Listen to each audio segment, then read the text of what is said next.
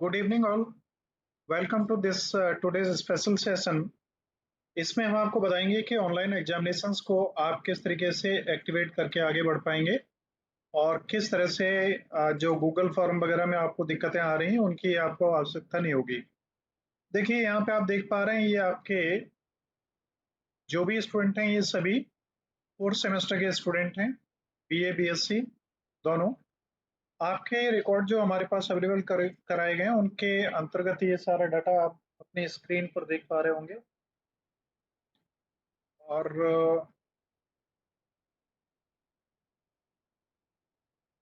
ये यहाँ से थोड़ा सा आप एक बार नजर मार लेंगे।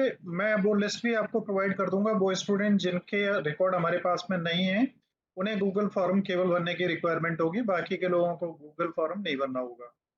ठीक है ना? तो हम यहीं से एक्टिवेट कर देंगे। वो भी हम कैसे करेंगे उसका सिस्टम भी हम आपको बताएंगे।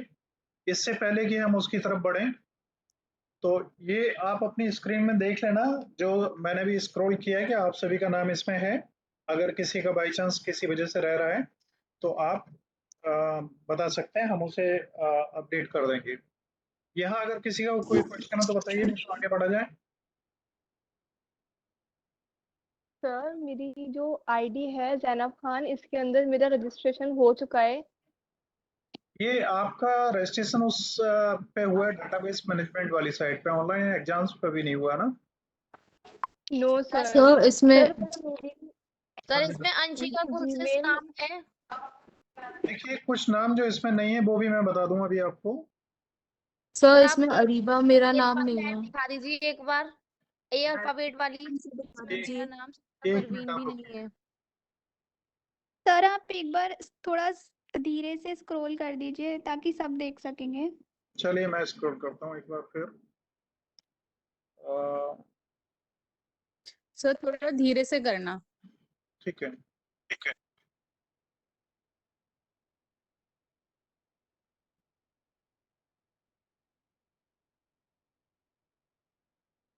देखिए अभी देख पा रहे हैं ना?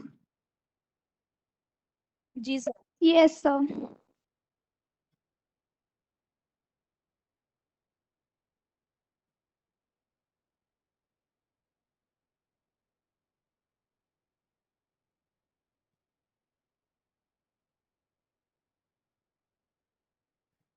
अल्फाबेटिकली लगे हुए हैं तो आपको देखने में भी कोई प्रॉब्लम नहीं होगी।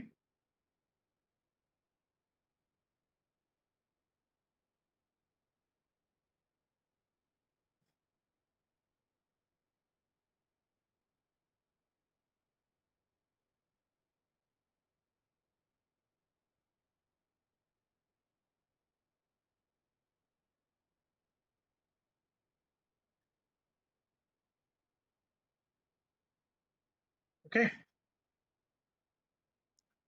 तो सर, इसमें जिन लोगों के नाम नहीं है वो लोग।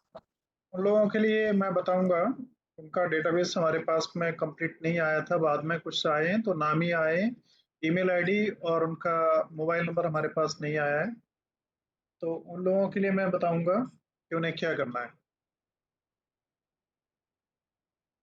थोड़ा और ऊपर करिए।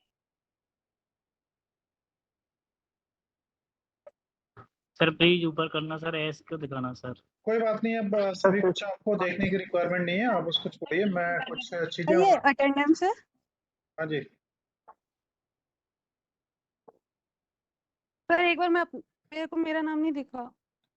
कोई बात नहीं, मैं अभी आपको एक वो दिखा रहा हूँ स्क्रीन, जिसमें उन स्टूडेंट्स का डेटा है जो हमारे पास में नहीं है, उन्हें देखने की जरूरत है। और उनके लिए मैं गूगल फॉर्म प्रोवाइड करूंगा, वो लोग उस फॉर्म को भरेंगे, बाकी के और लोगों को जरूरत नहीं होगी। देखिए स्क्रीन आपके सामने आ रही है। सर आपकी आवाज नहीं आ रही है, कट कट के आ रही है। इस स्क्रीन में आप लोग देख लीजिए। इस स्क्रीन में जो ये नाम आ रहे हैं इनको भी मैं अल्फाबेटिकली सॉर्ट कर दे रहा हूँ।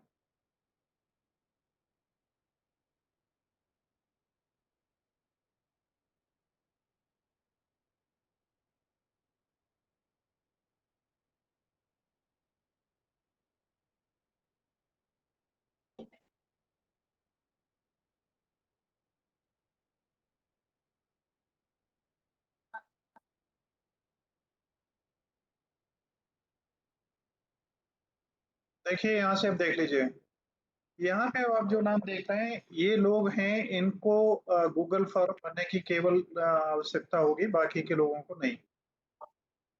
ठीक है, और ये स्टूडेंट जो अभी आपको देख रहे हैं ये हैं सेकेंड सेमेस्टर के हैं, ये ज्यादातर ये सभी सेकेंड के ही हैं। ये जो 22 से स्टार्ट हो रहा है सोनाली जैकब, ये 4th सेमेस्टर के हैं, और मेरे को लगता है इसके अलावा और स्टूडेंट तो हैं ही। अगर कोई नहीं है तो आप कल बता दीजिएगा, हम उसे अल्टरनेट प्रोवाइड कर देंगे। अब फिलहाल मैं थोड़ा सा आगे बढ़ता हूँ, और जो चीज आपके सर पास, हाँ जी बताइए। सर एक क्वेरी था। जी बिल्कुल। सर आवाज नहीं आ रही हो, नेटवर्क इशू। सर इसमें मेरा नाम तो दिखा नहीं रहा है बिल्कुल। कोई बात नहीं है, आप बिल्कुल उसमें टेंशन मत लीजिए अगर आपको आपका नाम नहीं दिख रहा है तो। मैंने आपको बताया है कि उसका भी सभी का सॉल्यूशन हम देंगे, और कल तक आपके सारे एग्जाम्स एक्टिव हो जाएंगे। ठीक है, और यहाँ पे अगर नाम आपका नहीं आ रहा है तो कोई प्रॉब्लम नहीं है। मैं थोड़ा सा आगे बढ़ता हूँ जिससे सिलेबस भी कवर हो जाए आपका कुछ, और हम लोग कुछ आगे कर सकें। Excuse me sir. आप सर हाँ जी, सर कल आपने बताया था सर, एक लिस्ट भेजी थी ईमेल आईडीज की कि जो बच्चों का नाम इसमें है उन्होंने गूगल फॉर्म भर दिया, लेकिन सर मैंने कल ही भर दिया था पर मेरा नेम उधर शो नहीं हो रहा है सर।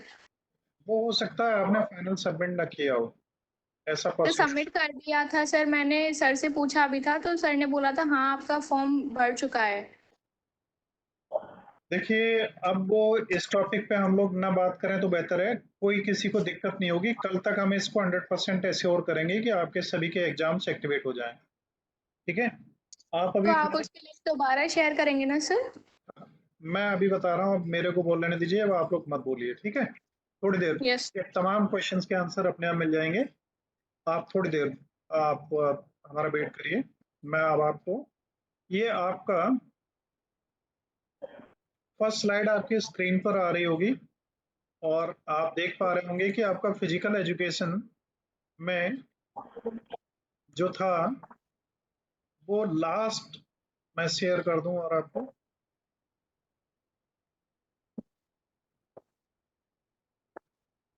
आपका सिलेबस में जो रह रहा था वो लास्ट आपका 4th यूनिट है, और इस 4th यूनिट में आपके सामने स्क्रीन पर आप देख पा रहे होंगे,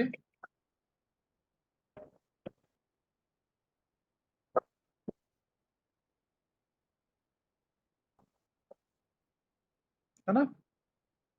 आपकी इस स्क्रीन पर जो आप देख पा रहे हैं यहाँ पे, ये लास्ट यूनिट आपका रह गया, जो सबसे इम्पोर्टेंट यूनिट्स कंप्लीट हो गए। और ये लास्ट यूनिट बहुत ज्यादा इम्पोर्टेंट नहीं है, लेकिन फिर भी हमें करना चाहिए। ठीक है, तो अभी हम लोग इसमें लगे हुए थे, तो गलती से आज थोड़ा सा कुछ ऐसा हुआ, ज्यादा बिजी रहने की वजह से जो होना चाहिए स्लाइड्स आपके इस सेशन के लिए रेडी, उसके बजाय 2 क्लासेस की सेकेंड सेमेस्टर की रेडी हो गई हैं। और ये जैसे ही मेरे को अभी स्लाइड अवेलेबल होती हैं मैं आपको उनको डिस्प्ले करूंगा और आगे बढ़ाता हूँ। फिलहाल मैं आपको इन टॉपिक्स पे ही बात कर लेता हूँ जब तक। देखिए, traditional games of India topic जो है आपका 4th यूनिट का, एग्जामिनेशन के बारे में हम बाद में 9 बजे के लगभग बात करेंगे। तो जब तक वो पीपीटीज मेरे पास में आती हैं मैं आपको ये शेयर करता हूँ। यहाँ पर देखिए,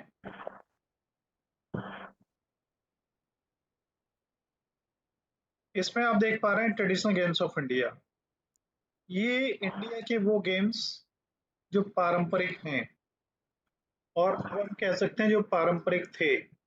कभी ये गेम्स ही बहुत ज्यादा चला करते थे, और मेरा टाइम तो इन्हीं गेम्स का रहा है।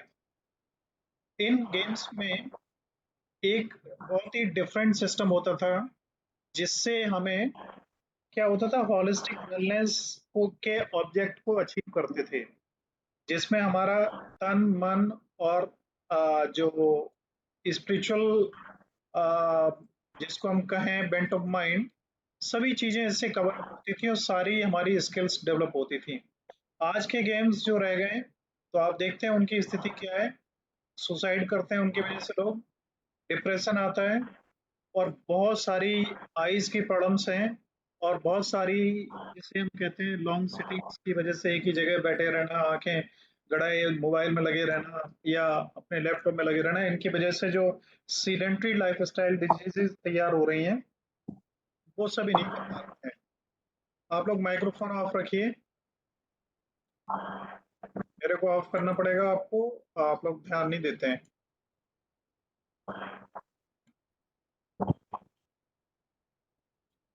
ध्यान रखिए, माइक्रोफोन तभी ऑन करिए आप जब आपको जरूरत हो, अदरवाइज नहीं। तो ट्रेडिशनल गेम्स ऑफ इंडिया जो थे वो हमारे उस समय जब कंप्यूटर नहीं था, जब मोबाइल नहीं था, और आपको जान के आश्चर्य होगा कि जब टेलीविजन स्टार्ट हुआ था उस समय आप शायद इन चीजों में बिलीव नहीं कर पाएंगे, ब्लैक एंड व्हाइट टीवी हुआ करता था और शाम को 2 घंटे उसका प्रसारण आता था। न्यूज आके शाम को 8:30-9 बजे ऑफ हो जाता था और इस तरीके से एक लाइव चलती थी। तो उस समय हमारे यही ट्रेडिशनल गेम्स चला करते थे बहुत ज्यादा। गुल्ली डंडा बहुत चलता था, कंचे अभी भी कुछ लोग खेलते होंगे, इस्तापू, गुट्टे, ये गेम्स काफी ज्यादा थे। और ताश वगैरह जो थे उनमें होते थे 3 पत्ती और पता नहीं कौन कौन से ऐसे गेम्स हुआ करते थे जो बहुत ज्यादा खेले जाते थे। शिवानी क्या पूछना चाह रहे हैं आप?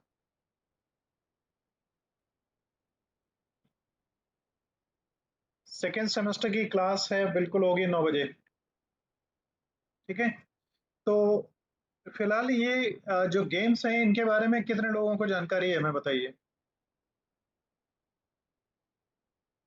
गुल्ली डंडा कितने लोग जानते हैं? सर। जानते हैं? Yes sir. Yes sir. Yes sir. जो लोग जानते भी हैं उन्होंने खेला तो लगभग किसी ने नहीं होगा, लड़कियों ने तो पर्टिकुलरली नहीं खेला होगा। सर खेला है। खेला है, खेला है सर यस हमने। सर। अच्छी बात।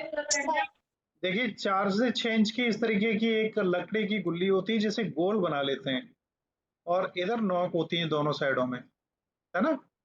एक डंडा होता है करीब 2.5-3 फीट का ऐसा। ये गुल्ली जो होती है जमीन पे किसी सरफेस पे पड़ी होती है और उसमें हम क्या करते हैं, इस कोने पे हिट करते हैं, गुल्ली बाउंस होती है ऊपर, और जब ये बाउंस हो रही होती है हवा में उसी समय हम क्या करते हैं कि डंडे से इसको मारते हैं।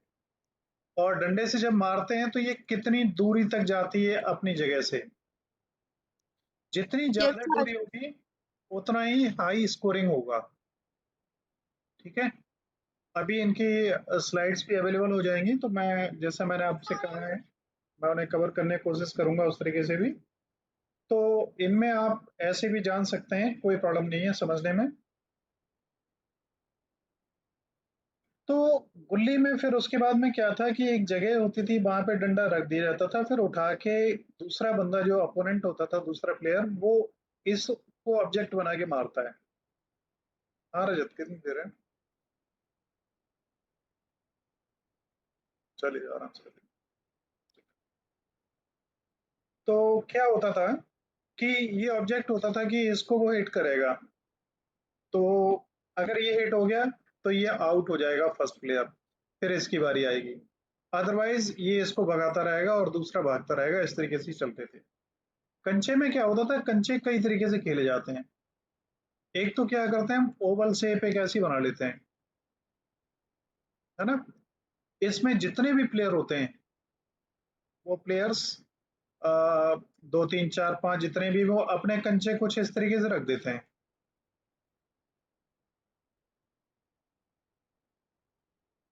ऐसा ही होता ना। मैंने ये खेले हैं बट बहुत टाइम हो गया, बहुत साल हो गए। उसके बाद भी मैं जो याद कर पा रहा हूँ वो कुछ इसी तरीके से कंचे रख दिए जाते हैं, बहुत सारे सजा के, और ये एक कंचा बीच में रखा जाता है। अब इनमें से 2 लोग होते हैं, 2, 3, 4, 5 जितने भी लोग खेलने वाले उनका नंबर क्रम से आता है। ये कंचा एक का है, ये कंचा दूसरे का है।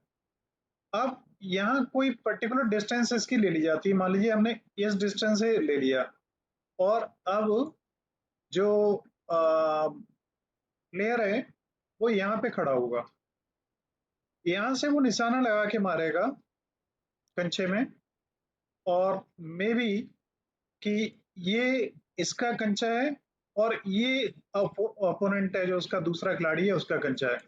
अगर इसने इसको हिट किया तो ये जो कंचा है वो इस प्लेयर को मिल गया और इसने दोबारा फिर हिट करना है। अगर इसकी हिटिंग ऑफ हो गई, इसने मारा और कहीं ऐसी जगह पे लगा जहां पे कंचा था नहीं या अपने खुद के कंचे में लगा, तो ये पेनल्टी होगी, है ना। इस तरीके से ये गेम्स होते थे, कंचे का गेम। और उसके बाद एक जो सबसे बड़ा ऑब्जेक्ट होता था वो क्या होता था, ये हमारा सेंट्रल पॉइंट में जो रखा हुआ कंचा है, ये इस कंचे को अगर कोई हिट करता है,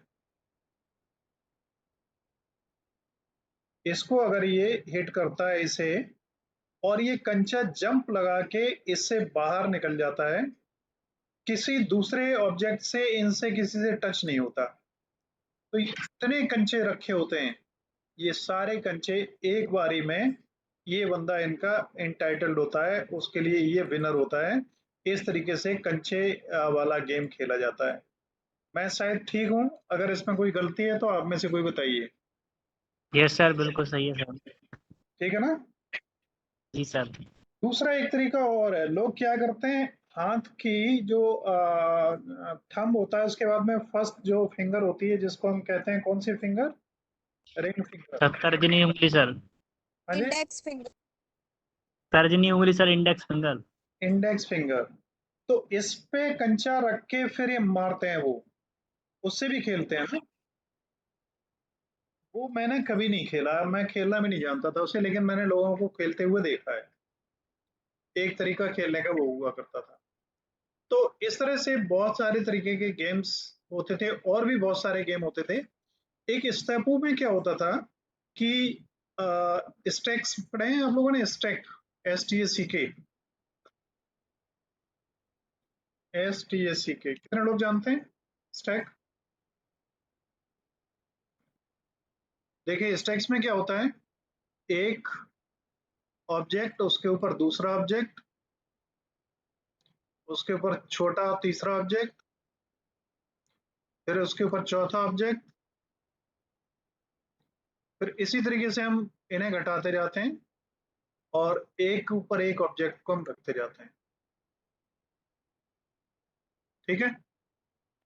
अब एक बंदा क्या करता है, उसके हाथ में बॉल होती है, और पहले बॉल काहे की बनाते थे मालूम है, कपड़े को टाइट करके रस्सी से बांध दिया जाता था, है ना। Yes sir. ये सब सारे भी सब बच्चे खेलते होंगे। कपड़े को यस सर। टाइट करके रस्सी से बांध दिया जाता था, और कुछ पर्टिकुलर दूरी से, कोई डिफाइंड दूरी हमारी मान लीजिए ये है, यहाँ पे, यहाँ से हमें इस स्टेपू को हिट करना है, इसको, सॉरी उल्टा बन रहा है, यहाँ से। अब अगर हमने यहाँ से हिट किया तो 1, 2, 3, 4 ऑब्जेक्ट्स गिरे, तो हमें पॉइंट इतने ही मिलेंगे।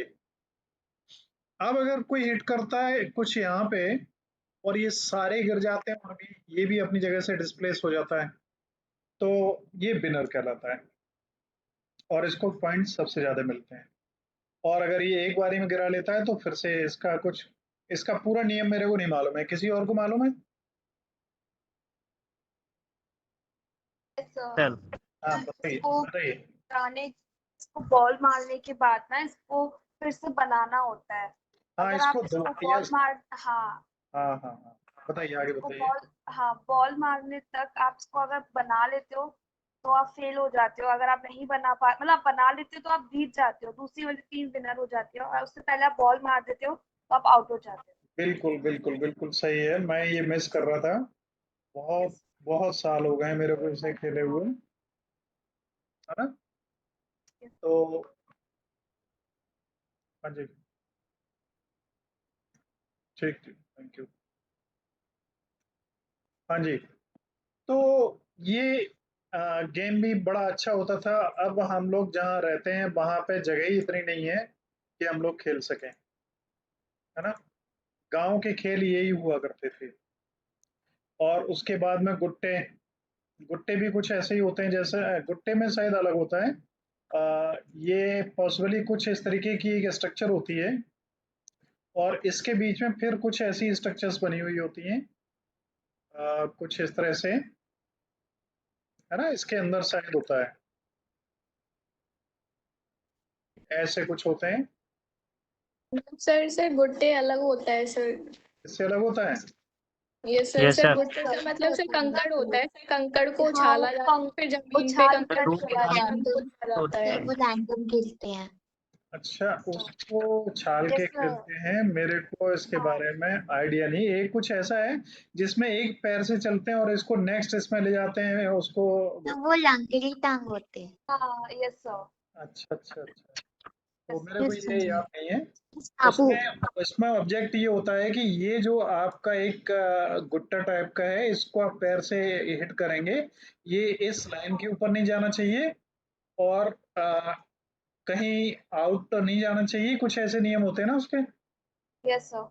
इससे क्या स्पेसिफिक एक नंबर पे डाला जाता है और उस पे ही हमें एक पैर से जाना होता है। अगर आपके पैर दूसरा टच हो जाता है तो आप आउट हो जाते हैं। हाँ, तो इसको क्या कहते हैं? सर लंगड़ी टांग कहते हैं इसे। सॉरी, सर लंगड़ी टांग कहते हैं इसे। लंगड़ी टांग। अच्छा, तो ये हाँ, जरा कोई और हमें बताए कि ये क्या कहते हैं। जो हमारा नेक्स्ट था, क्या नाम था उसका? गुट्टे। गुट्टे, गुट्टे क्या होता है? सर ये सर इसमें रोड हाथों बहुत में सारे सर कंकड़ कंकड़ होते जो हैं। होते हैं हाथों। सर, कंकड़ों को एक डाला जाता है पहले सर। एक लोग से बताइए। कंकड़ों को जमीन पे डाला जाता है सर, फिर उसमें से एक कंकड़ उठाया जाता है, उसको हवा में उछालते हैं, और सर उसको नीचे आने से पहले बाकी कंकड़ उठाए जाते हैं सर। अच्छा अच्छा अच्छा, ठीक यस है सर। ठीक और आप जितने सारे कंकड़ उठा लेते हो फिर है। हाँ हाँ, नेक्स्ट दूसरे को खेलना होता है। अगर उससे ज्यादा होते हैं तो वो दूसरा वाला विनर हो जाता है। बिल्कुल बिल्कुल। मतलब ऑड इवन का इसमें होता है, अगर ऑड होते हैं तो आपको पहले इवन करना होता है उन्हें हाथों में, फिर उसे आप ले सकते हो। चलिए, बहुत अच्छी बात है। और ये तो इंडोर गेम भी है इसका मतलब। अरे वो निकली। ऋतु, प्रकाश, आपको कुछ बोलना है? आपका हैंड रेज है, सर बताइए। सर इसको स्टापू बोलते हैं जो आप अभी पढ़ा रहे थे। इस्तापू। यस सर, वो जो एक लंगड़ी टांग वाला था। अच्छा, चलिए खैर। अब मेरे पास देखिए पावर पॉइंट प्रेजेंटेशन भी आ चुका है, ये आपके सामने है। और मैं इसको थोड़ा सा इसके थ्रू चलता हूँ। तो इसमें this is unit 4 traditional games, and the whole credit of this beautiful presentation goes to Mr. Rajat. He is really a very nice fellow and working very hard, and he prepared this presentation within this very short period, and now I am going to present it. This is traditional games of India. Last unit है आपकी। देखिए, बहुत सुंदर presentation है। आप लोगों को भी प्रेजेंटेशन तैयार करने चाहिए, और आप तैयार करिएगा, आपको उसके मार्क्स भी मिलेंगे अलग से। एक फाइल भी आप बनाइए, और सॉफ्ट फाइल ही बनाइए, हार्ड कॉपी की जरूरत नहीं है। आपको एज ए असाइनमेंट या प्रोजेक्ट उसे भेजना होगा। तो this is traditional games of India, उनका मीनिंग क्या है, टाइप्स ऑफ ट्रेडिशनल गेम्स में क्या क्या है। गुल्ली डंडा है, कंचे है, इस्तापू है, एंड गुट्टे है। Next, recreation in physical education. What is importance of traditional games? Traditional games की इम्पोर्टेंस क्या है? ट्रेडिशनल गेम्स में एक तो कोई भी इसकी गलती नहीं है, इसमें कोई बाई प्रोडक्ट नहीं है। देखिए, ये वो हाथ वाला जो मैंने बताया था अभी आपसे, उंगली से जो मारते हैं कंचे को, है ना, ये आप देख रहे हैं, ये गोले में है। और ये वो वाला गेम जो शायद ये दूसरा है कोई, ये इस तरीके का है ना। ये गुल्ली डंडे वाला, ये डंडे से मारता है। और ये खो खो हमारा है ही, ये खो खो का ही पार्ट है। और एक ये लट्टू गोल घुमा करता था, इसे घुमाया किसी ने? यस। Beautiful games. तो इन गेम्स में सबसे अच्छी बात एक ये होती थी कि इनका कोई भी साइड इफेक्ट नहीं होता था जिसकी वजह से आपको कोई प्रॉब्लम हो। फिजिकल एक्सरसाइज बहुत अच्छी होती थी। और जब आप लट्टू घुमा रहे हैं तो पूरी कंसंट्रेशन इस पे देनी होती थी, तो ध्यान भी आपका हो जाता था इसके साथ ही। और जब आप गुल्ली को मारते थे डंडे से तो इतना ज्यादा कंसंट्रेट करना पड़ता था। जब कंचे को खेलते थे तो कंसंट्रेट करना पड़ता था। हमारा मन, तन और जो शरीर, मतलब फिजिकली, मेंटली एंड साइकोलॉजिकली, हर तरीके से हम गेम में पूरी तरीके से इन्वॉल्व होते थे और हमारा होलिस्टिक डेवलपमेंट होता था। आज के गेम्स हमें बाई प्रोडक्ट के रूप में तमाम सारी बीमारियां दे रहे हैं और इसके अलावा हमें कुछ नहीं दे रहे हैं। और एक ऐसी चीजें पैदा कर रहे हैं जो चीजें बड़ी खतरनाक हैं। मैं आपको एक चीज आपसे आज एक बात शेयर करना चाह रहा हूँ, उसे मैं थोड़ी देर बाद उस पर डिस्कस करूंगा, लेकिन आप ध्यान रखिएगा। आप हमें बताइए, किसी भी गेम में अवार्ड्स दिए जाते हैं, सभी में दिए जाते हैं ना? सर। अवार्ड्स क्यों दिए जाते हैं, ये कोई बता पाएगा? और मैं आपको बता दूं, हर कोई बता पाएगा, लेकिन जो डेफिनेशन आप देंगे मैं उससे बिल्कुल डिफरेंट डेफिनेशन आपको दूंगा और इसको मैं बाद में कवर करूंगा। फिलहाल इसे आगे बढ़ता हूं। ध्यान रखिएगा, 9 बजे के लगभग। Next, types of traditional games. ये इंडोर गेम्स हैं। चेस भी इंडिया का ही है, पता है आपको? चेस इंडियन गेम है यस। जो वर्ल्ड लेवल पे बड़ा रिकॉग्नाइज्ड है। और आप जानते हैं सबसे बड़ा प्लेयर अभी तक इंडिया का कौन हुआ चेस में? विश्वनाथ आनंद। विश्वनाथन आनंद। तो ये वो लूडो, ये सांप सीढ़ी, ये वो क्या कहते हैं इसको, चेस, और ये कैरम, तो नाइसली रिप्रेजेंटेड हियर, है ना। तो ये चेस होता था, इसे चतुरंगा भी कहते थे। और आपको मालूम है कि हमारे एंशियंट टाइम में जो महाभारत है उसकी शुरुआती किससे होती है? चौरस,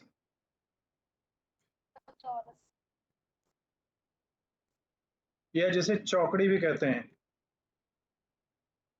सर इसको 25 भी कहते हैं सर। क्या कहते हैं? 25 सर। होगा, ऐसा भी हो सकता है, होगा, बट आप कह रहे हैं तो डेफिनेटली होगा। तो आपको मालूम है महाभारत की शुरुआती यहाँ से होती है सारा खेल। तो आगे बढ़ते हैं हम लोग। ये आप जानते ही हैं, पचीसी लूडो है, इसको भी कहते हैं। और कैरम जानते ही हैं, स्नेक्स एंड लैडर्स आप लोगों ने खेले ही है, ज्यादा इनमें बताने की जरूरत नहीं है। मैं आगे बढ़ता हूँ। नेक्स्ट देखिए, आउटडोर गेम्स में। आउटडोर गेम्स में कबड्डी है, पूरी तरीके से अटेंशन आपको देनी पड़ती है दूसरे के पाले में जाके। ये कबड्डी है और टच होके आना होता है किसी को ना। जितने लोगों को टच करके आप अपनी लाइन पे आ जाएंगे उतने ही लोग आउट ऑफ द गेम हो जाएंगे उसमें से, यही रूल होता है ना। और अगर इन्होंने आपको पकड़ लिया और आप लाइन को टच नहीं कर पाए तो आप आउट हो जाएंगे। आप बिना कुछ करे वापस चले आए तो कोई बात नहीं है, यही होता है। नेक्स्ट है खो खो। खो खो आप सभी ने खेला होगा, ये खो खो है। ये जिसको टच कर देगा वो उठ के भागेगा और ये उसकी जगह ले लेगा। और कुछ ऐसा ही आप लोगों ने सभी ने खेला है, ज्यादा टाइम नहीं लगाऊंगा मैं। गिल्ली डंडा सभी ने खेला है। लगोरी, 7 स्टोन्स। 7 स्टोन्स वाला गेम कितने लोगों ने खेला है? ये वही एक के ऊपर एक के ऊपर एक के ऊपर एक रख के उन्हें फिर हम लोग गिराते हैं और उन्हें फिर दोबारा से सेट किया जाता है और उससे बॉल से मारते हैं, शायद वही वाला गेम है ना ये। Okay sir. हाँ। Yes sir. यस आगे सर। देखिए, ट्रेडिशनल गेम में पोलो।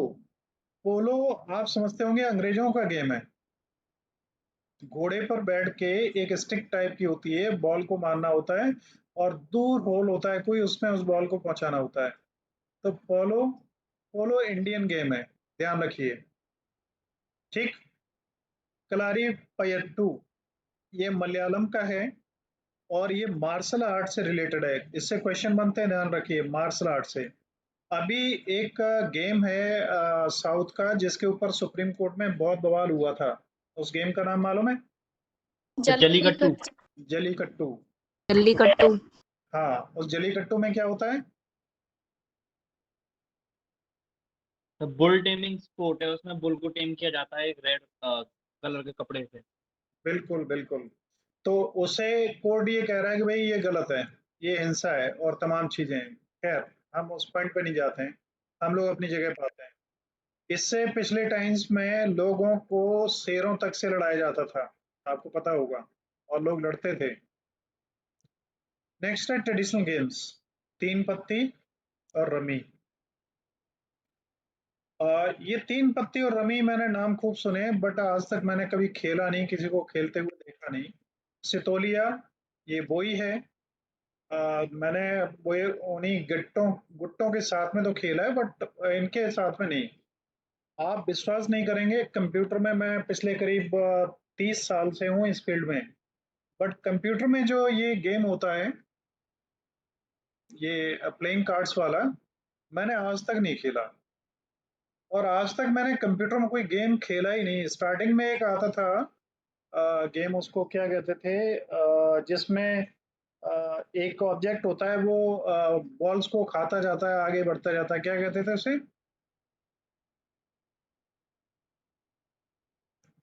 ऐसा होता है ना, तमाम सारे वो बने होते हैं रास्ते, जैसे ऐसा ये, स्पॉट्स होते हैं। उसको क्या नाम था? पैकमैन। यस इस यस, पोको है, पैकमैन कुछ है। पोकमैन था उसका नाम। Yes Pokemon, yes. हाँ, तो वो हमने खेला है जरूर, काफी खेला उसे उस समय। इसके बाद में नेक्स्ट गिल्ली डंडा। ये गिल्ली है और डंडा है, ये आप देख ही रहे हैं। इसमें एक चीज ये और होती है, जब ये उछलती है तो उछलने टाइम पे जब हिट करते हैं और कोई कैच कर ले तो ये आउट हो जाता है ना। Yes sir. Yes sir. हाँ, तो ये कुछ इनके रूल्स होते हैं। ये गुल्ली और डंडा ज्यादा बताने की आवश्यकता नहीं है, आप सभी को खेला है और इन्हें ज्यादा ज्यादा खेलिए। ये गुल्ली डंडा ही है। ऑब्जेक्ट इसका क्या है वो आपको मालूम ही है, कि हिट करके गिल्ली जितनी ज्यादा से ज्यादा दूर जा पाए उतने दूर उसे पहुंचाना होता है। और इसके लिए शुरुआत के लिए हम पहले टॉस करते हैं कि पहले हिटिंग कौन करेगा। जैसे उसमें होता है, ये क्रिकेट में होती है, उसी तरीके से। क्रिकेट कहाँ का गेम है? इंग्लैंड। इंग्लैंड का सर, ब्रिटिश का है, और इंडिया में सबसे ज्यादा जलवा है उसका। इंडियन गेम कौन सा है? Hockey sir. नहीं sir. Sir hockey. Hockey. Batsman and pitcher इसमें दो होते हैं, हिटिंग द गुल्ली, एक रन। ये रन वन वाला जो काम था ना, ये कई बार तो केवल डिस्टेंस पे डिपेंड करता था कि कितने डंडे दूर होगा। लेकिन इसमें यहाँ पे लिखा हुआ है कि 1 रन, 2 रन, 3 रन, वो 4 रन और 6 रन हुए थे। इसे, ये 6 रन था ना, इसे चौका नहीं, चौका 4 रन वाले को कहते थे। ये गलत टाइप हो गया हुआ है यहाँ पे, इसको छक्का कहते थे ना, 6 रन। हाँ सर, ये हमने बहुत खेला है सर। हाँ, कोई प्लेयर आउट कब होता था? जब या तो उसके उस गुल्ली को कोई कैच कर ले, gulli is caught by an opposing player, gulli is hit but does not reach minimum distance. Minimum distance उसकी हिटिंग के बाद होती है, अगर उतनी वो हिट नहीं कर पाता है तो भी आउट हो जाएगा। Batsman falls to hit the gulli after certain number of attempts. उसमें गुल्ली को मार के जंप करने के लिए 2 या 3 बार का मौका मिलता है ना, और उतनी बारी मार के अगर वो 3 बार का मिलता है सर। हाँ, 3 सर बार 3 बार का चांस मिलता तो अगर हम उसे 3 बार में हिट नहीं कर पाते हैं तो भी हम आउट माने जाते हैं। तीसरा कंचे। तो एक तो ये तरीका तो गलत है, शायद ऐसे नहीं मारा जाता ना, यस सर, ये गलत तरीका है। ये गलत तरीका यस सर, ऐसे नहीं मारते सर। है, ऐसे नहीं मारा। हमको सर ग्राउंड से टच सर ये तो बच्चे करके हैं और सर, मिडिल फिंगर से। बच्चों के हाथ लग रहे हैं ये। देखिए, अब रजत सर ने जिन्होंने ये बनाई है पीपीटी, उन्होंने शायद खुद नहीं खेलते हुए देखा होगा लोगों को, इसलिए ऐसे दिए, ये मेरे को मालूम है। ऐसी नहीं होती, या तो इस फिंगर को सामने रखते हैं, इस वाली को इससे मारते हैं, या इससे मारते हैं, है ना? शायद नहीं अभी सर, जो मेन हाँ, फिंगर कोई से भी यूज मारते हैं कर सर, सकते हैं सर। अंगूठे वाली फिंगर को जमीन पर रखते हैं सर। चलिए देखते हैं, शायद अगली स्लाइड में हो। रूल्स ऑफ द गेम, कंचे में क्या रूल्स होते थे ये सब आपको पता ही है, तो इन्हें बताने की जरूरत नहीं। नेक्स्ट बैच का भी टाइम हो रहा है, इसलिए हम थोड़े से फास्ट चलेंगे। ये वाला गेम है वो इस्तफू वाला, यही है ना? Yes sir. इसके बारे में मेरे को ज्यादा जानकारी नहीं है। और इसमें एक फ्लैट सरफेस होता है, बीच में एक कोर्टयार्ड होता है, और चाक या टेप से इसको बना लेते हैं एक फ्लैट सरफेस पे, और उसके द्वारा इस गेम को खेला जाता है। ऑब्जेक्टिव क्या है कि Istapo is to complete a sequence of actions by hopping through the numbered compartment without making a mistake. ये जो कंपार्टमेंट बना था, ये इसमें जंप लगाते हुए एक से दूसरे में जाना है और कोई गलती ना हो। तो रूल क्या है? Setting up, create the grid. इसमें 1 या 9 जो है कंपार्टमेंट्स होंगे। गेम प्ले में क्या है? Begin with one player as tosser, toss करके कौन जीतेगा वो स्टार्ट करेगा। होपिंग सीक्वेंस, होपिंग मींस क्या होता है मालूम है? होप मींस होता है जंप करना। तो ये एक से मूव होता है असेंडिंग ऑर्डर में। They must keep the square contain the tossed object if applicable and avoid stepping in lines marking the compartments. Microphone आप लोग ऑफ रखिए, जो आप लोग माइक्रोफोन ऑन कर लेते हैं उससे डिस्टर्ब होता है। तो विनिंग में कौन होता था? एलिमिनेशन का ऐसे होता था, if A player steps on A line loses balance. Line पे अगर रुक जाए कोई, या अपना बैलेंस खो दे, या वो किसी ऑब्जेक्ट को रिट्राइव करने में फेल हो जाए, तो उसे गेम से बाहर कर दिया जाता है। और विनर कब होता है? जब वो जितने भी वो हैं उसमें कंपार्टमेंट्स में जो स्क्वायर्स बने हुए हैं, उन सभी को लीड करता हुआ अपने होम तक विदाउट किसी मिस्टेक के आ जाता है, वो विनर कहलाता है प्रोग्राम का। नेक्स्ट आगे हम आते हैं। तो गुट्टे, ये है गुट्टे ना, इसको हम जंप करते हैं, फिर इसको हाथ में कैच करते हैं ना। Yes sir. यस हाँ, कितने कैच कर लेते हैं वही वो विनर हो। तो गुट्टे यहाँ से इससे चित्र से अब क्लियर है। नेक्स्ट है ऑब्जेक्टिव एंड रूल। उसका गेम क्या होता है गुट्टे का? इसमें हिटिंग और knocking over opponents small objects with your own, ये गुट्टे का है। तो ये पता ही है, मैं इसको ज्यादा नहीं लेता हूँ गहराई से, बात हम लोग काफी कुछ कर चुके हैं, पता है। मैं थोड़ा सा और फास्ट बढ़ रहा हूँ जिससे हम लोग इसे पूरी तरह कवर कर पाए। Importance and benefits of traditional games, ये इम्पोर्टेंट है। इनकी इम्पोर्टेंस क्या होती थी? इनमें गेम्स की इम्पोर्टेंस आपको मैंने बताया कि सभी तरीके का विकास इनके द्वारा आपका होता था। इसमें एक सबसे इम्पोर्टेंट चीज preservation of culture and heritage. हमारी जो धरोहर है और हमारी संस्कृति है, उसको हम सहेज कर रखते थे अपने गेम्स के द्वारा, है ना? आज भी ये खेले जाते हैं बट बहुत कम। दूसरा है फिजिकल फिटनेस। हमारा गेम्स होते थे रनिंग के, जंपिंग के, हैंड आई कोऑर्डिनेशन के। इनमें jumping, running, hand eye coordination में जैसे बॉल खेलते हैं या स्टापू खेलते हैं या कुछ भी खेलते हैं, तो इसमें पूरे शरीर का बैलेंस और सब कुछ होता है। इससे क्या होता था? हमारा सीडेंट्री लाइफ स्टाइल जो है वो नहीं रहता था। सीडेंट्री मीन्स जिसमें ज्यादातर काम आपको बैठ के करना हो और फिजिकल मूवमेंट ना हो। मोटर स्किल्स डेवलपमेंट, इससे क्या होता था? हमारे दिमाग का ओवरऑल विकास होता था। जब हम कंचे खेलते थे तो बहुत दूरी से हम मारते थे कंचे में, बीच वाले सेंट्रलाइज में ही लगता था, इतना अच्छा निशान रखने वाले लोग होते थे। अब ये चीजें नहीं रही। आगे बढ़ते हैं। मेंटल एंगेजमेंट, पूरा ध्यान देना होता था इनकी तरफ। इससे हमारी क्रिटिकल थिंकिंग, प्रॉब्लम सॉल्विंग और कॉग्निटिव लर्निंग, ये चीजें डेवलप होती हैं। सोशल इंटरेक्शन, जब हम खेलते हैं 4 बच्चों के साथ में, अभी बच्चे देखिए रस्सी खींचने वाला गेम है ना, अब इनमें से जो भी एक टीम दूसरे को खींच ले जाती है वो विनर हो जाती है। और कई बार रस्सी भी टूट जाती है तो दोनों ही दोनों गिरते हैं साइडों में।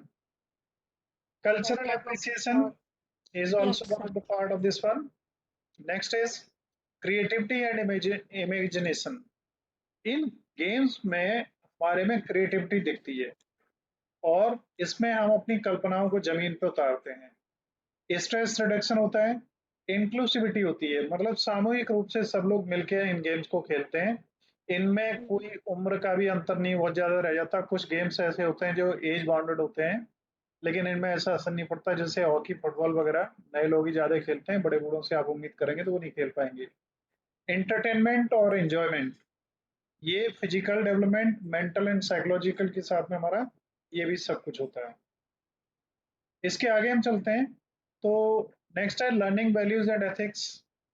हम कैसे, स्पोर्ट्समैनशिप क्या होती है, रिस्पेक्ट हम एक दूसरे कैसे करते हैं, और कैसे फेयरली हम काम करते हैं, किस तरीके से फेयरनेस तरीके से हम ईमानदारी से गेम्स के ऑब्जेक्ट्स को अचीव करते हैं। अगर हम हार गए तो अपनी हार को स्वीकार करते हैं और उसे हम गलत तरीके से किसी को ओवरराइड करने की कोशिश नहीं करते। लो कॉस्ट एंड एक्सेसिबिलिटी, अब आप जानते ही हैं कि गुट्टे से ज्यादा सरल क्या होगा, कंचे से सरल क्या होगा, कपड़े की बॉल बना के खेलना इससे ज्यादा सस्ता गेम क्या होगा। Cultural identity and historical significance, इन सभी का एक मेल जोल होते थे ये game. How to design traditional games, traditional games को डिजाइन कैसे करें। अगर कोई नया गेम आप बनाना चाहते हैं तो कैसे बनाएं, उसके लिए आप क्या करेंगे, पहले किसी चीज से इंस्पायर होंगे, कोई चीज आपको इंस्पायर करेगी कि हाँ ऐसा होना चाहिए, फिर आप वैसा उसे कैसे लाया जाए। जैसे लूडो वाला गेम है, सांप सीढ़ी वाला गेम है, किसी ने तो उसकी कल्पना करी होगी कभी कि ऐसा होगा, ऐसा करना चाहिए। फिर हम देखते हैं कि आइडेंटिफाई कल्चरल एलिमेंट्स, क्या हमारी जो एक संस्कृति है उसमें क्या इसको अलाउ किया जाएगा। जैसे लोग जुआ खेलते हैं, है ना, तो उसको हमारी सोसाइटी अलाउ नहीं करती। आप लोग माइक्रोफोन ऑन रखें जो भी एंटी करते हैं। नेक्स्ट है identify cultural elements. Cultural elements में स्टोरीज हैं, सिंबल्स हैं, थीम्स हैं और बहुत सारी चीजें हमारी ये आइडेंटिफाई होती हैं। और इसके साथ ही हमारा वो गेम का उद्देश्य क्या होगा, ऑब्जेक्टिव क्या होगा और उसके रूल्स क्या होंगे, हमें क्या उस गेम से विनर कैसे हम डिक्लेयर करेंगे और उस विनिंग के रूल्स हमारे क्या होंगे, ये सब चीजें हम उसमें डिफाइन करते हैं। ठीक है, नेक्स्ट डिजाइन गेम कंपोनेंट। अब उस गेम में क्या क्या होना चाहिए। जैसे क्रिकेट है तो क्रिकेट किसी ने सोचा होगा कि इसमें गल्लियां चाहिए, इसमें 3 डंडे चाहिए, इसमें एक बैट चाहिए, फिर हेलमेट भी चाहिए, फिर ये भी चाहिए, वो भी चाहिए। गेम कैसे खेला जाएगा, प्लेयर आपस में एक दूसरे से कैसे इंटरेक्ट करेंगे। जैसे बैडमिंटन का इंटरेक्ट करने का तरीका अलग है, कैरम का अलग है, सबका अलग है। तो नए गेम डिजाइन करते समय ये सब चीजें हमें चाहिए। नेक्स्ट है आर्ट वर्क एंड डिजाइन। उस गेम को डिजाइन करने के लिए जिससे लोग बेहतर तरीके से समझ पाए तो हमें इल्यूस्ट्रेशंस चित्रित करना चाहिए। जैसे अभी आपने देखा वो था एक कंचे वाला, तो कंचे में जो इमेज लगी थी वो गलत थी, उसका चित्रण सही होना चाहिए। टेस्टिंग एंड रिफाइनमेंट, आप जो गेम डेवलप कर रहे हैं उसको टेस्ट करें और फिर सब चीज़ों, सारे ऑब्जेक्ट्स देखने के बाद तब उसे अप्लाई करें। और आप जानते हैं कि जो अब गेम नए आ रहे हैं कंप्यूटर में तो उनके लिए तो आपको बाकायदा पूरी ट्रेनिंग लेनी होती है और सीखना पड़ता है, उसके बाद आप कर सकते हैं। फिर है डॉक्यूमेंटेशन एंड कल्चरल कंटेक्स्ट। आप गेम जो नया तैयार कर रहे हैं उसको लिखित पढ़त में आप उसका नियम तैयार करेंगे और फिर ये भी आप अप्लाई करेंगे कि किस तरीके से ये हमारे कल्चरल सिस्टम का एक पार्ट है। इसके बाद में बैलेंस एंड फेयरनेस, किस तरीके से हमारे गेम में एक संतुलन रहेगा और उसमें ईमानदारी मेंटेन रहेगी, उसके रूल्स क्लियर होने चाहिए। कल्चरल स्टोरी टेलिंग होनी चाहिए, आप उस गेम की इम्पोर्टेंस को बता पाएं, उसे किस तरीके से रिप्रेजेंट करेंगे इसे बता पाएं। और प्रोटोटाइप, प्रोटोटाइप होता है एक फाइनल मॉड्यूल तैयार करने से पहले एक मॉड्यूल तैयार करना जिससे कि जैसे बिल्डिंग बनती है तो उसका एक सैंपल तैयार छोटा सा करके सामने रख देना कि हमारा होटल ऐसा होगा। डॉक्यूमेंटेशन एंड कल्चरल कंटेक्स्ट है, प्रमोशन एंड डिस्ट्रीब्यूशन है। अब उस गेम को हम कैसे पब्लिक में ले जाएंगे? जैसे आप देखते हैं अभी सबसे ज्यादा चलने वाला गेम कौन सा है, बताइए कौन सा गेम है जो सभी लोग खेलते हैं और उसमें दुनिया भर के वेपन्स होते हैं और बस मारते ही रहते हैं पूरे दिन रात क्रिकेट अपने जी सर, दुश्मनों को, पबजी। और वो दुश्मन कभी खत्म ही नहीं होते। PUBG. PUBG call of duty. पागल होते हैं लोग उनके सामने, हमें बड़ा विचित्र लगता है किस तरीके से ये लोग खेलते हैं और क्या करते हैं। Free fire. So now this is the end of today's session of fourth semester. With this session, not only this session is ending, your complete syllabus is also over, and now you have to prepare within next coming 2 days for your final exam that is going to be organized by the university. अब हमने किस तरीके से आपके examinations की तैयारी करी है मैं थोड़ा सा उसको आपको बताऊंगा। उसमें सेकेंड सेमेस्टर वाले जो स्टूडेंट्स हैं वो भी इस चीज को कवर अप करेंगे, उनके लिए भी वही होगा। अब मैं इस जो रिकॉर्डिंग सेशन है इसको ऑफ करने जा रहा हूँ। किसी का कोई क्वेश्चन है तो मेरे से पूछ लीजिए पहले। सर यस सर अभी वो आप सर वो साइट ओपन करी थी सर मैंने, लेकिन उसमें सर वो टेस्ट के लिए ओपन नहीं हो रहा सर। साइट ओपन करी, रजिस्ट्रेशन नंबर या कुछ जो भी इनपुट करना था वो सर प्रॉब्लम दे रहा है सर। कौन सी साइट थी सर? वो चाणक्य ACL थी ना सर, बट उसकी जो स्क्रीन आ रही है वो सर थोड़ी अलग सी आ रही है। आप चिंता मत करो, अभी मैं सब कुछ बताऊंगा और आज आप सभी लोग खुश हो सकते हैं कि 200 कैंडिडेट्स पूरे हो चुके हैं और 201 हो चुके हैं। अभी you can greet to each other with your beautiful emojis. 202 candidates are right now present in this today's session. So I greet you all and everyone who is joining today. Best emojis, clappings, thumbs, and sir मुझे भी एक question पूछना है। yes, please, Shivani. Sir जो second step है उसमें बार बार मुझे mother name और जो भी वो पूछ रहा है इंफॉर्मेशन वो बार बार डालनी पड़ रही है उसमें।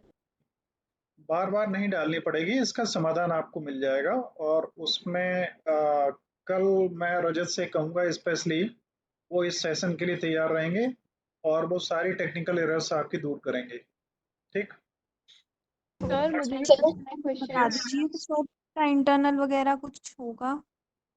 इंटरनल होगा और आप इस चीज को लेके कतई टेंशन मत लीजिए। ये सब कुछ अब हमारे और आपके हाथ में है, कॉलेज के हाथ में है कि हम किस तरीके से मैनेज करेंगे। वोकेशनल का 100% हम ही लोगों ने करना है, यूनिवर्सिटी को उसमें नहीं करेगी। 25% इसमें जो को करिकुलम है वो हम लोग और कॉलेज मिलके करेंगे, तो आप कतई उसमें परेशान ना हो। तो मैं सारा सिस्टम आपको बताऊंगा और आपके तमाम क्वेश्चंस के आंसर शायद मैं आपको बिना पूछे ही दे दूंगा, इसलिए बहुत जरूरी क्वेश्चंस हो तो वही पूछिए। Yes sir Google form. Sir yes sir कल गूगल जो फॉर्म गूगल के फॉर्म कह था रहे थे। मैंने फिल कर दिया था, लेकिन फिर भी आपने जो लिस्ट भेजी थी उसमें मेरा नेम नहीं था। मैं देखिए अभी बताया था और अभी मैं बताने जा रहा हूँ कि गूगल फॉर्म भरने की भी जरूरत नहीं होगी। ठीक है, और मैं उन सभी को मौका दूंगा जो रजिस्टर कर पाए या नहीं भी कर पाए, सभी लोग एग्जामिनेशन को एक्सेस कर पाएंगे। मैं अभी वही चीज आपको बताने जा रहा हूँ, उसे मैं स्टार्ट करूँ। Yes yes yes sir. Sir. Yes sir. Yes sir. उसे स्टार्ट करने से पहले आपको ध्यान है मैंने कुछ अभी छोड़ा था कि मैं लास्ट में बताऊंगा। Yes sir. यस सर, याद है। Yes sir. क्या था? सर अवार्ड्स क्यों दिए जाते हैं? अवार्ड्स क्यों दिए जाते हैं? यस, तो आप में से कोई बताएगा अवार्ड्स क्यों दिए जाते हैं? सर प्लेयर्स को मोटिवेट मोटिवेट करने के लिए करने और के लिए उनका सर। मनोबल बढ़ाने के लिए। मोटिवेट करने के लिए और मनोबल बढ़ाने के लिए। अच्छी Yes, परफॉर्मेंस और के जिनको लिए। इच्छा होती है कि वो पार्टिसिपेट नहीं करते हैं तो उनको भी एनकरेज किया जाए कि वो आगे पार्टिसिपेट करें। पार्टिसिपेट करें। इनकरेज एंड मोटिवेट करने के लिए। Yes sir. 222 हो गए कैंडिडेट्स। फिट करने के लिए भी दिए जाते हैं। Wish you all the best, all the candidates who are joining right now. जो नए लोग ज्वाइन किए हैं उनको सभी को our good wishes to all those who are joining for the first time. Nikita, you want to ask something?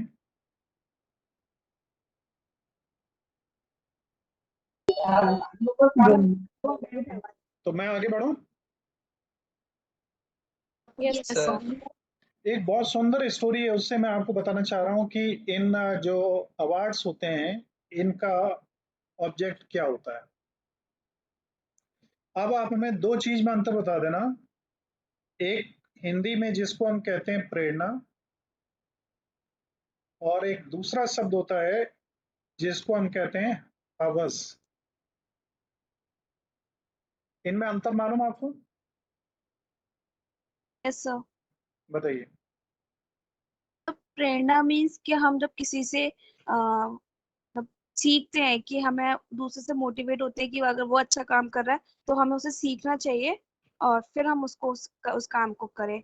हवस means हो गया कि कुछ भी हो जाए मुझे बस करना है। नहीं, मैं बताता हूँ आपको, थोड़ा सा आगे बढ़िए। अभी आपने देखा कि चाइना में जो गेम चल रहे थे उसमें एक प्लेयर जो फाइनल राउंड में पहुंच गई थी उसने गेम ही छोड़ दिया कि हम नहीं खेलेंगे अब। ऐसा हुआ था? ध्यान है कि नहीं?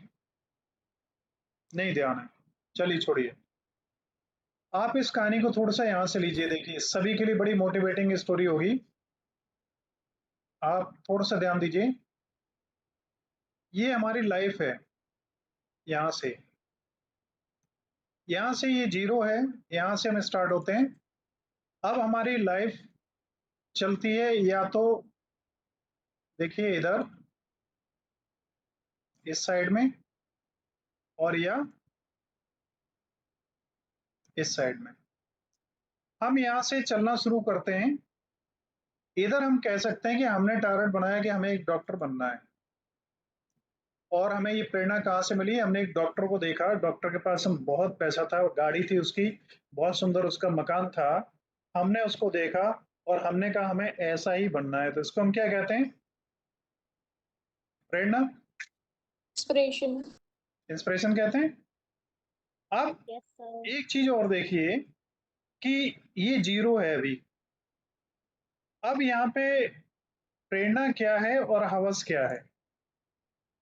हवस हमने या किसी भी बंदे ने, उसने क्या किया कि रोड पर जाती हुई एक सुंदर गाड़ी देखी।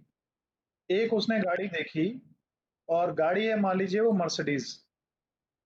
इस गाड़ी को इस किसी ने देखा और इस गाड़ी को अचीव करने के लिए ये एफर्ट्स करने लगा। ठीक है? तो इस प्रेरणा और हवस में कोई डिफरेंस है? डिफरेंस कहाँ है? देखिए मैं अभी आपको बताता हूँ। क्या होता है कि जब हम नेगेटिव एनर्जी का प्रयोग करते हुए नेगेटिविटी की तरफ बढ़ते हैं तो वो कहलाती है हवस, और जब हम पॉजिटिविटी की तरफ बढ़ते हैं तो वो क्या कहलाता है? प्रेरणा, इंस्पिरेशन। आप समझिए, एक डॉक्टर बनना एक बहुत अच्छी बात है, आपको डॉक्टर बनना चाहिए, लेकिन एक डॉक्टर क्या करे कि केवल इसलिए ऑपरेशन करे कि उसे रुपए ज्यादा मिलेंगे? तो ये क्या है? लस्ट। हवस। ये हवस है। अब हवस। रुपए की हवस उसके अंदर पैदा हो गई, उसे ह्यूमैनिटी से अब कोई मतलब नहीं है, वो केवल पैसा कमाने के लिए काम करेगा। ठीक? अब देखिए मैं आगे बताता हूँ आपको क्या होता है आपकी लाइफ में। चाहे आपके हवस पैदा हो और या प्रेरणा पैदा हो, प्रेरणा पैदा हो गई तो आप जितने काम करेंगे वो सब कैसे करेंगे? पॉजिटिव। आप अगर कोई गरीब आदमी भी आ जाएगा तो भी उसको आप क्या करेंगे? फ्री में ऑपरेशन कर देंगे, आप भूखा हुआ उसे रोटी खिला देंगे। लेकिन जिस बंदे के अंदर हवस पैदा हो गई, 1 लाख थे, 1 करोड़ हुए, फिर 10 करोड़ हुए, फिर 100 करोड़ हुए, उसके बावजूद भी चोरियां करना बंद नहीं करता। लास्ट में वो जेल जेल में जाता है और नाम रखता है अपना एक कोई विशेष ईमानदार पार्टी, और उसके बाद कहता है हमसे ज्यादा कोई ईमानदार नहीं है। धीरे धीरे पता लगता है कि वो सब एक जैसे ही हैं, किसी में कोई अंतर नहीं है। है ना। तो प्रेरणा और हवस में थोड़ा सा ये अंतर है। अब अवार्ड्स क्या करते हैं, मैं देखो अवार्ड्स हमें क्या करते हैं कि जब हम कोई एक माइलस्टोन अचीव करते हैं, जैसे हमने क्या किया कि एक डॉक्टर हम बन गए, ठीक है, हम डॉक्टर बन गए या हमने वो गाड़ी मर्सिडीज खरीद ली, दोनों में से कोई भी एक टारगेट हमने अचीव कर लिया। अब ध्यान रखिएगा, एक पॉजिटिव है और एक निगेटिव है।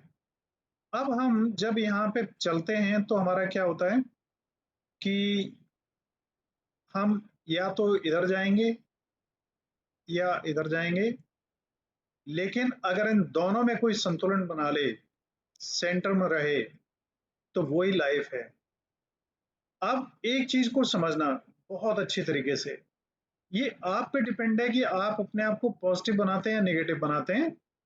महात्मा बुद्ध के लाइफ की एक स्टोरी है कि एक पेड़ के नीचे बैठे ध्यान में बैठे हुए थे वो, और उस समय क्या हुआ कि एक आदमी आया और उस आदमी ने जो उनके और चेले थे तमाम वहां बैठे हुए थे, तपस्या कर रहे थे, कोई कुछ कर रहा था, कोई कुछ कर रहा था। तो इस आदमी ने इनसे ये कहा कि मैं किसी भी आदमी के चेहरे को देख के बता सकता हूं कि वो आदमी कैसा होगा। तो इन चेलों ने क्या किया, इन्होंने कहा ये बताओ ये आदमी कैसा है, ठीक। तो इस आदमी ने देखते ही कहा ये आदमी बहुत दुष्ट है, बहुत गलत प्रवृत्ति का है, बहुत खराब है। जो चेलों ने ये सुना कि ये क्या कह रहा है इनके बारे में, महात्मा बुद्ध के बारे में ऐसा कह रहा है, तो क्या किया, इन्होंने इसकी पिटाई लगानी शुरू करी और ये चिल्लाया रोया। जब चिल्लाया रोया महात्मा बुद्ध की आंख खुली, इन्होंने कहा क्या मामला है, तो पता लगा कि ये आपको बुरा कह रहा है।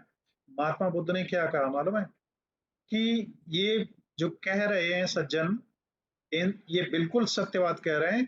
अगर कोई ह्यूमन बींग्स है तो उसमें पॉजिटिव और नेगेटिव दोनों तरीके की क्वालिटीज होंगी। अब इनमें से हम पॉजिटिव की तरफ बढ़ जाते हैं या नेगेटिव की तरफ बढ़ जाते हैं, ये हमारे ऊपर डिपेंड करता है। जो कुछ ये कह रहा है वो सब मेरे अंदर है, मैं अभी चाहूं तो उन क्वालिटीज को डेवलप कर सकता हूं और इन्हें खत्म कर सकता हूं। तो ये हमारे अपने हाथ की बात है, ठीक है। तो अवार्ड्स हमें क्या करते हैं, जब हम कोई चीज कोई रिकॉग्नाइज करते हैं, किसी चीज को अचीव करते हैं, तो अवार्ड्स हमें उसकी तरफ और ज्यादा नेक्स्ट माइलस्टोन को अचीव करने के लिए हमें प्रेरित करते हैं। अब यहाँ एक बात को समझिए आप, एक बार अगर आपको प्रेरणा मिल गई लाइफ में, वो चाहे नेगेटिव हो या पॉजिटिव हो, फिर अवार्ड आपका क्या रोल अदा करेंगे मालूम है, आपको पुश करते रहेंगे कि अभी देखिए आपको प्रधानमंत्री अवार्ड मिला है, तो अभी राष्ट्रपति अवार्ड बचा हुआ है, राष्ट्रपति अवार्ड बचा हुआ तो एशिया का अवार्ड बचा हुआ है, और एशिया का अवार्ड रह गया तो अभी आपको ओलंपिक बचा हुआ है, और ओलंपिक हो गया तो नोबेल बचा हुआ है। अल्टीमेटली ये चाहे पॉजिटिव हो या नेगेटिव हो, ये दोनों ही इंस्पिरेशंस खराब हैं, दोनों ही खराब हैं। दोनों ही आपको सेंटर से आउट ले जा रही हैं, एक नेगेटिव एक पॉजिटिव। और अगर ऐसा नहीं होता तो मैं एक एग्जांपल देके आपसे कहना चाहूंगा कि आप सब लोग जानते हैं बिल गेट्स को। बिल गेट्स ने जीरो पे था, बहुत पैसा कमाया और पॉजिटिव इंप्रेशन लेके टॉप पे आ गया। 66 ईयर्स में उसका डाइवोर्स हो रहा है। क्या कारण है? यहाँ पे हमारी एथिकल वैल्यूज, मोरल वैल्यूज और हमारी जो सांस्कृतिक वैल्यूज हैं और जो हमें लाइफ का लेसन पढ़ना चाहिए था, हमने वो नहीं पढ़ा। हमने सब कुछ पढ़ा लेकिन वो नहीं पढ़ा, और लास्ट में हमारी लाइफ फेल हो गई। बहुत पैसा कमाने के बाद लोग साधु संत बन जाते हैं जब उनके शरीर में दम नहीं रहती। उस संत बनने से कोई फायदा नहीं है। अब मैं इस बात को यहाँ खत्म करता हूँ। देखिए, अब एक चीज और समझ के चलिए, आप लोग बहुत अच्छी तरह समझ पाएंगे। आपने अगर आपसे ये कहा जाए कि 100 मीटर की दौड़ है और उस दौड़ में आपको गोल्ड मेडल लाना है, तो आप क्या करेंगे? इस पॉइंट से इस पॉइंट तक पहुंचने के लिए यहां से आप स्टार्ट होंगे, यहां से स्टार्ट होके आप पूरी दम लगा देंगे अपनी बॉडी की, और 100 मीटर में आप टॉपर होंगे। उसके बाद फिर आपसे कहा जाए कि इस 100 मीटर को अचीव करने के बाद अब आप यहीं पे खड़े हो जाएं, बिल्कुल स्टैंड हो जाएं जैसे यहाँ पे थे। क्या ये संभव है कि ऐसा हो सकता है? कोई बताएगा? No sir. Yes sir. Impossible है। इसने अगर मर्सिडीज खरीद ली तो क्या इसको लिमोनी दिखाई देगी आगे? सर जी सर। देखो, एक मिनट।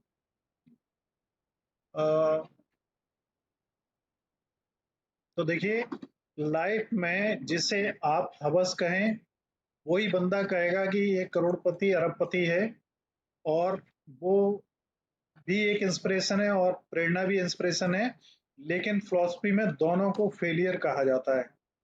अगर आपके अंदर किसी भी तरीके की भावना जागृत हुई और उसके पीछे आप पड़े, लाइफ का बैलेंस आपने खो दिया, सेंटर में आप नहीं रह पाए, या पॉजिटिव हो गए या नेगेटिव हो गए, तो आप समझ लीजिए कि लाइफ का जो अल्टीमेट ऑब्जेक्ट है, अल्टीमेट ऑब्जेक्ट हमारा क्या है? 7 चक्रास थे, उसमें सबसे ऊपर चक्र था, वहां पहुंच जाते हैं तो उसको हम क्या कहते हैं? अभी आपने पढ़ा था, पतंजलि को योग सूत्र पढ़े थे, उसमें 8वां योग क्या था? समाधि।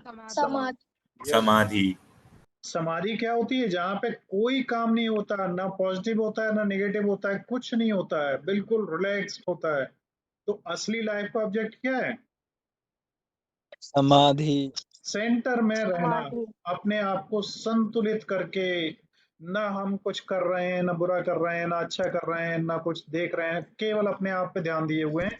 Ultimate object of life is to reach on that position where there is no longing. ना तो हम कार खरीदना चाहते हैं और ना ही हम बहुत डॉक्टर बनना चाहते हैं, हम कुछ नहीं बनना चाहते, हम शांतिपूर्वक अपने जीवन के ऑब्जेक्ट को अचीव करके यहाँ से चलना चाहते हैं। इसीलिए आप बताइए, आपने कभी न किसी साधु की जाति पूछी कि उसकी जाति क्या है? वो यादव है कि ठाकुर है कि पंडित है कि कौन है? नो। उसकी कोई जाति नहीं होती। उसमें बहुत सारी ऑब्जेक्टिव्स हैं जो साधु हम लोग एक्सपेक्ट ही नहीं करते, चाहे वो फकीर हो चाहे संत हो।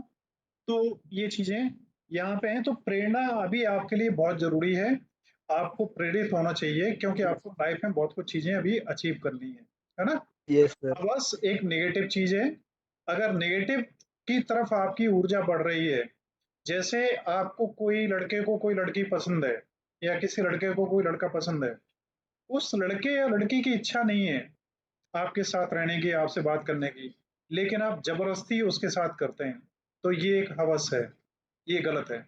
आप अगर किसी के उसका सम्मान नहीं रख सकते, then it is negative bent of mind. अभी जो सेकेंड सेमेस्टर है उसमें एक यूनिट है पूरा, जो फर्स्ट एड एंड हेल्थ में है, वो बहुत अच्छा यूनिट है और एडल्ट एजुकेशन पे ही है पूरा डिपेंड। उसे अगर 4th सेमेस्टर वाले भी अगर लेंगे तो कोई दिक्कत नहीं है, लेना चाहिए, क्लास बहुत अच्छी हो। ये सेशन यहीं पे मैं खत्म करता हूँ, और इसमें कोई क्वेश्चन हो तो पूछ लीजिए, और मैं इसे ऑफ करता हूँ। आगे नो सर, नो डाउट्स। किसी को भी सर इसका एग्जाम कल नहीं होगा ना? नहीं। आपको मैं अभी बता नहीं जा रहा हूँ। Excuse me sir.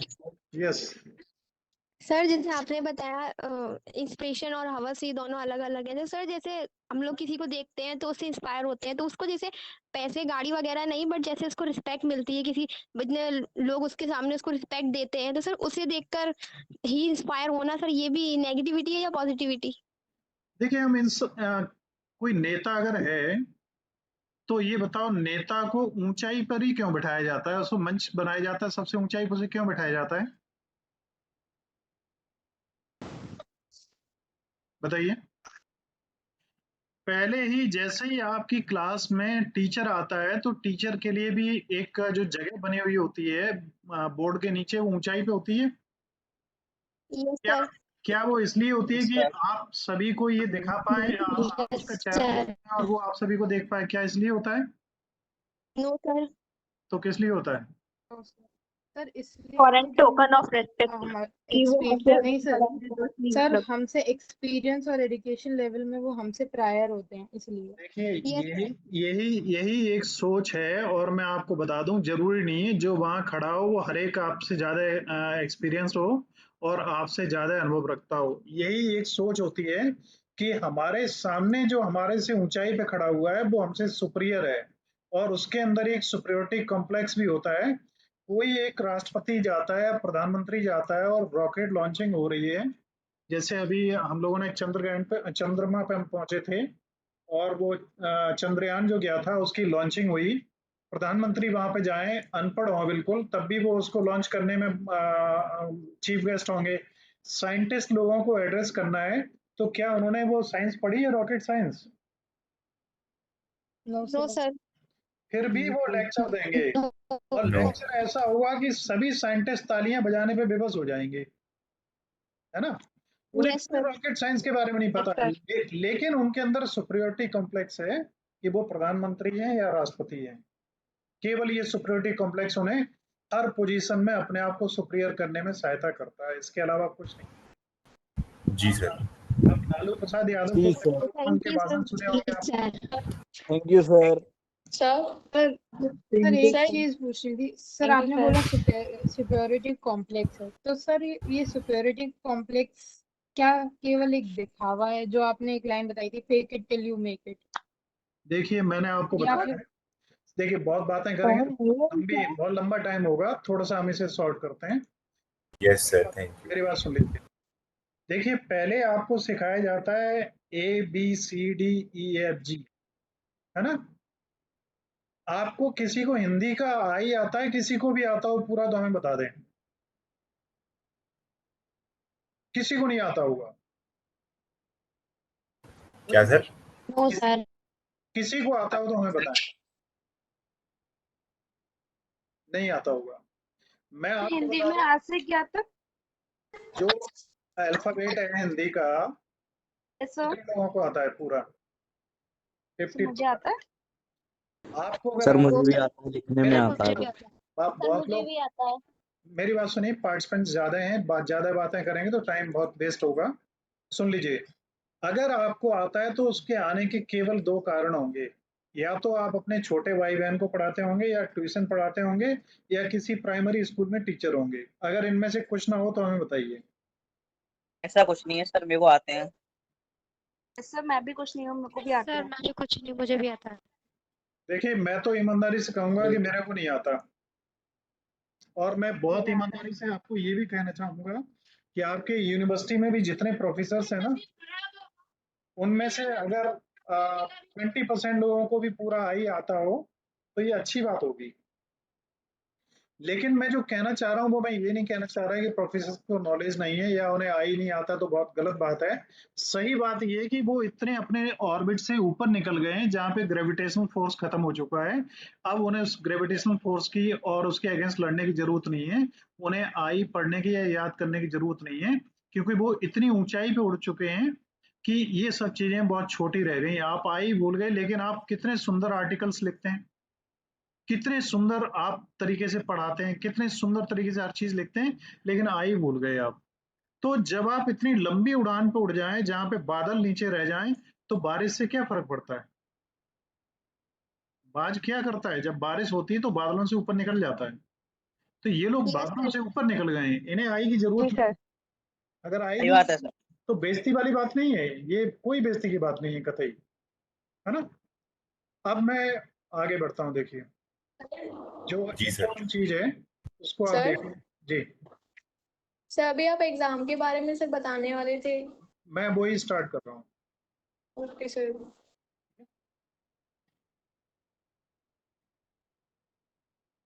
एक चीज को ध्यान रखिए, लाइफ में आपको पैसा कमाना है, सब कुछ कमाना है, लेकिन इन सबके साथ में सबसे ज्यादा आगे बढ़ के हमें क्या करना है? रिस्पेक्ट। रिस्पेक्ट करना है। रिस्पेक्ट न तो किया जाता है ना करवाया जाता है, रिस्पेक्ट अपने आप होता है और अपने आप दिया जाता है। किसी भी टीचर को अगर आप रिस्पेक्ट देते हैं तो इसलिए नहीं कि वो आपका टीचर है, अगर आपको पढ़ाने में वो सक्षम है, उससे आप प्रभावित हैं, तो आप रिस्पेक्ट देंगे, और नहीं है तो आपको दिखावा करना पड़ेगा, क्योंकि वो फेल कर देगा, नंबर कम देगा। Yes sir. तो मैं अब आता हूँ अपनी जगह पे। देखिए सर वो लिस्ट हमें रिकॉर्डेड सेशन में मिल जाएगी। रिकॉर्डेड मीटिंग एंड हो गई है, चल रही है। 236 कैंडिडेट्स इस समय ऑनलाइन है। अब मैं अगला सेशन स्टार्ट करूं उससे पहले एक चीज आप लोगों को दिखाना चाह रहा हूं, सभी को, सभी कैंडिडेट्स और अगर सभी से कोई सुन रहा है, मैं अभी एक स्क्रीन शेयर करता हूं आप सभी के साथ में। देखिए फिर नहीं आई। अभी आएगी। सर अभी नहीं दिख रही। आप अब थोड़ा सा बीच में ज्यादा मत बोलिएगा क्योंकि मैं कर रहा हूँ, अभी आ जाएगी तो मैं आ आपको गई है। अभी आ रही है। Yes, sir. Got it. Yes चलिए सर आ रही है। ठीक है। रजत जी हो। ये आपका टेलीग्राम चैनल है यस और सर आ रही है। ये यूट्यूब चैनल है, इस पे आपको सभी रिकॉर्डिंग्स मिलती हैं,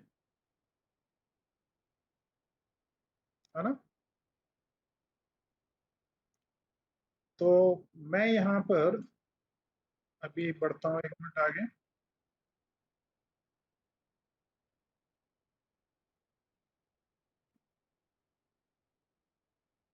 देखिए जितने भी लोग अभी लॉगिन हैं उन सभी से मैं एक चीज ये कहना चाह रहा हूँ कि ये यूट्यूब चैनल जो है हमारा, इसको अगर अभी तक आपने सब्सक्राइब नहीं किया हुआ है तो मैं 2 मिनट का समय लूंगा।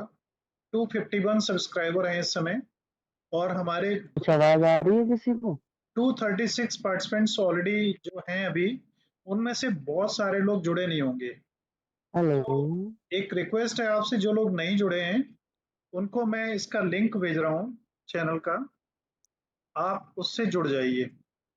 और यूनुस या शिखर आप हैं तो आप लिंक उसका चैट विंडो में शेयर कर दीजिए और आप लोग वहां से आके सब्सक्राइब इसे कर लीजिए पहले, जो भी नहीं है। और जो करते हैं वो चैट विंडो में यस लिख के भेजें, उसके बाद मैं नेक्स्ट सेशन अभी तुरंत चालू करता हूँ। ऋतिक आपने ओके सर। किया हुआ है, आदित्य सिंह अगर आपने किया हुआ है, वो लोग जिन्होंने नहीं किया है केवल वो यस लिखेंगे सब्सक्राइब करने के बाद में, बाकी का जो किया हुआ है वो लोग कुछ भी नहीं लिखेंगे। अब देखिए ये सब जितने लोगों का आ रहा है, सब्सक्राइबर काउंट आपके सामने है, क्या उतने सब्सक्राइबर बढ़ रहे हैं? वो बढ़ने चाहिए। नो सर नहीं बढ़ रहा है। नहीं बढ़ रहे हैं तो आप थोड़ा सा ध्यान दीजिए कि आर यू